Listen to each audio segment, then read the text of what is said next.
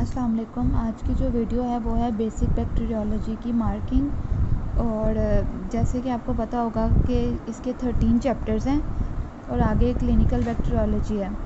तो इन चारों में से जो स्पेशल है और बेसिक बैक्टीरियोलॉजी है, जनरल और स्पेशल, इसमें से मिला के आपके आने हैं 4 एमसीक्यूज़।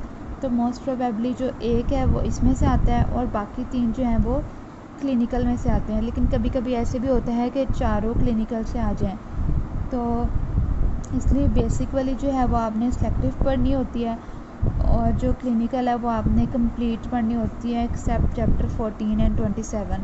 तो आज की वीडियो में मैं आपको बेसिक बैक्टीरियोलॉजी की मार्किंग करवाऊंगी और ये जो मैं आपको मार्किंग करवाऊंगी ये मैंने अपने एक्सपीरियंस से, पास पेपर से और टॉपिकल पास पेपर और डिफरेंट जगहों की गाइडलाइंस देख के और ख़ुद पढ़ के जो है वो मेरी समझ में है कि कौन सी चीज़ इंपॉर्टेंट है और कौन सी नहीं है और किस चैप्टर में से क्या करना है वो मैं आपको बताऊंगी।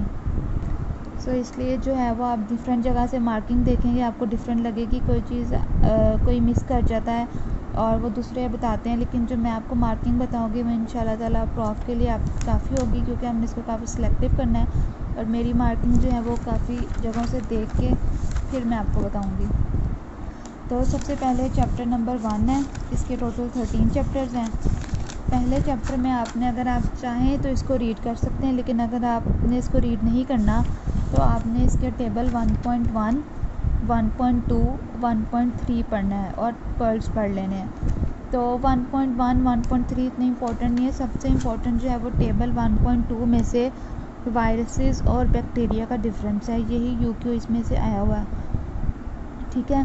तो ये आपने सेल वॉल, न्यूक्लिक एसिड, जितने भी डिफरेंस लिखे हुए हैं टेबल 1.2 में वायरसेस और बैक्टीरिया के, ये कर लेने हैं। और उसके बाद पर्ल्स पढ़ लें और ये एमसीक्यूज़ लाजमी कर लें। तो चैप्टर 1 आपका जो है वो बस इतना ही है। नेक्स्ट हम मूव करते हैं चैप्टर 2 पे। अच्छा, इसमें कुछ ऐसे चैप्टर भी आएंगे जो जिनके सिर्फ पर्ल्स करने होंगे और कुछ ऐसे भी हैं जो कि आप बिल्कुल छोड़ दें तो उससे कोई फ़र्क नहीं पड़ेगा।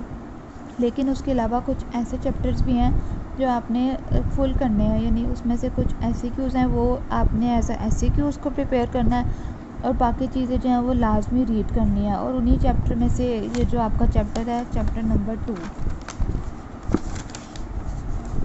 ठीक है। तो इसको आप यहाँ से स्टार्ट करेंगे। आपने साइज़ और शेप ऑफ बैक्टीरिया, ये पैराग्राफ रीड करना है। इसमें क्वेश्चन हमें भी आया था कि टाइप ऑफ द शेप की बेस पे बैक्टीरिया को क्लासीफाई करें, तो उसमें कोकाई, बैसिलस, स्पायरोकीट बताते हैं। फिर ये लास्ट जो पैराग्राफ है इसमें एमसीक्यूज़ हैं और फिर उसके बाद स्ट्रक्चर ऑफ बैक्टीरिया से आपने स्टार्ट करना है, ठीक है। तो पहले आपने सेल वॉल को जो है वो रीड करना है। फिर उसके बाद ये पॉक्स वायरस और माइकोप्लाज्मा का जो मैंने आपको पहले एमसीक्यू बताया वही है। फिर ग्राम पॉजिटिव और ग्राम नेगेटिव जो बैक्टीरिया है उनकी सेल वॉल का डिफरेंस आता है, तो आप यहाँ से रीड करें, ठीक है। और फिर उसके बाद ये वाली डायग्राम ड्रॉ करने को आ जाती है। तो इसमें आप बहुत ही सिंपल सी है, देख लें किस तरह से हुई हुई है। नेक्स्ट मूव करते हैं। ये टेबल आपने रीड करना है और इसमें से एमसीक्यूज़ आ जाते हैं। एमसीक्यू एज सच नहीं आता, लेकिन ये पूरे चैप्टर की समरी है तो आप इसको कर लें। फिर उसके बाद cell wall of acid fast bacteria, इसमें पता होना चाहिए कि इसके लिए हम कौन से यूज़ करते हैं स्टेन। और भी जो एग्जांपल वगैरह आती है ना वो हमने स्पेशल में पढ़नी है, इसलिए जनरल में इतने ज़्यादा बैक्टीरिया के नाम नहीं याद होते तो इट्स ओके। फिर उसके बाद है कंपैरिजन। ये कंपैरिजन में 3 पॉइंट्स लिखे हुए हैं पीछे पैराग्राफ से देख के, और इसमें जो है वो ऐड कर लें आप, तो कम से कम 5 पॉइंट्स कर लें।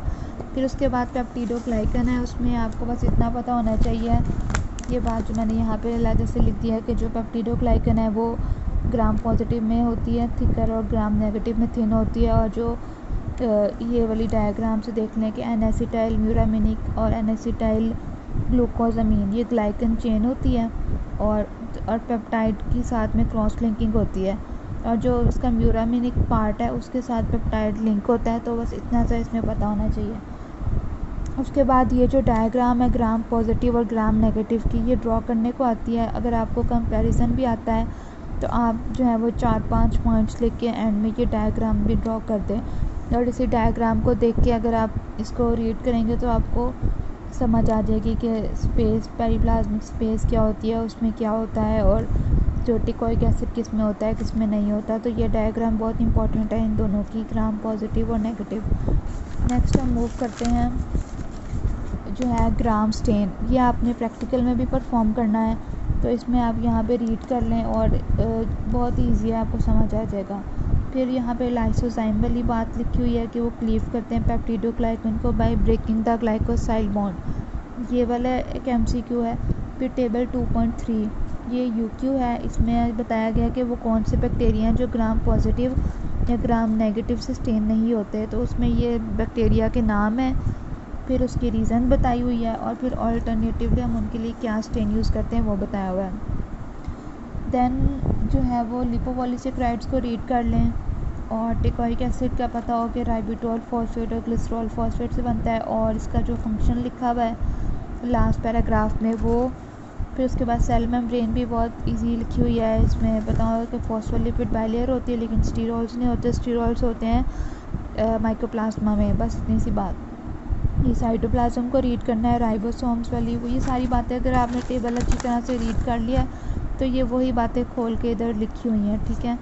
ये प्लाज्मिड्स आते हैं, ये इंपॉर्टेंट है, इनकी आपको डेफिनेशन जो ये लिखी हुई है नेक्स्ट पेज पे, ये इनकी टाइप्स लिखी हुई हैं, ट्रांसमिसिबल और नॉन ट्रांसमिसिबल। और उसके बाद ये जीन्स कौन से कैरी करते हैं, ये तीनों चीज़ें UQ हैं। तो वो ऐसे पूछते हैं कि प्लाज्मिड को डिफ़ाइन करें, फिर उसकी टाइप्स पूछ लेते हैं, फिर वो कौन सी जीन्स कैरी करते हैं वो नेक्स्ट में पार्ट में पूछ लेते हैं। तो एंटीबायोटिक रेजिस्टेंस जीन होती हैं, एक्सोटॉक्सिन होता है, pili resistance to heavy metal, resistance to ultraviolet, और बैक्टीरियोसिन। तो आपने इसके नेम्स याद कर लेने सिर्फ, ठीक है। फिर ट्रांसपोसोम्स का आपसे वाइवा में पूछा जाता है, इसमें आपको इसकी डेफिनेशन आनी चाहिए। और उसके बाद इसका जो ये इतनी डिटेल लिखी हुई है ये आपने नहीं करनी, जैसे मैंने ये शॉर्ट करके लिखा हुआ है कि इसके पार्ट्स कौन से होते हैं, कन्वर्टेड रिपीट्स होते हैं, ट्रांसपोस्टेसिस होते हैं, रिप्रेसर होता है, और एंजाइम फॉर एंटीबायोटिक रेजिस्टेंस होता है। ये आपको कंपोनेंट्स इसके पता होने चाहिए। और एक ये बात पता होनी चाहिए कि they are not capable of independent replication. इससे पहले जो प्लाज्मिड्स थे वो इंडिपेंडेंटली रेप्लिकेट कर सकते थे। अब आगे आते हैं structures outside the cell wall. तो वो आपने कैप्सूल को रीड करना है, कैप्सूल के फंक्शंस 4 बताए हुए हैं, बहुत सिंपल से हैं, इसको रीड कर लें। फ्लैजिला को रीड कर लें, पिलाई को रीड करें, और ग्लाइकोकैलिक्स को भी रीड कर लें। बस ये सारा कुछ टेबल में भी लिखा हुआ है और यहाँ पे पैराग्राफ बना के लिख दिया। देन बैक्टीरियल स्पोर्स, इसमें जो है वो यहाँ से एक दफ़ा रीड करना है, लेकिन नहीं भी करना तो ये जो टेबल है इसमें सारा कुछ क्लियर है, इसमें बताया हुआ, और ये टेबल भी ऐसे ही आता है। तो स्पोर्स का बहुत अच्छे से बताया हुआ है कि रेजिस्टेंस होते हैं, 100 सेंटीग्रेड पे बॉईल करते हैं तो वो किल नहीं होते, 121 सेंटीग्रेड पे होते हैं, केमिकल से भी रेजिस्टेंट होते हैं, तो बहुत सारे मैनी ईयर्स के लिए सर्वाइव कर सकते हैं, और इनके अंदर कोई मेटाबॉलिक एक्टिविटी नहीं होती, और जब न्यूट्रिएंट्स इनसफिशिएंट होते हैं तब स्पोर्स बनते हैं। और लास्ट में बैसिलस और क्लोस्ट्रीडियम, ये 2 स्पीशीज़ हैं जो कि स्पोर्स बनाती हैं।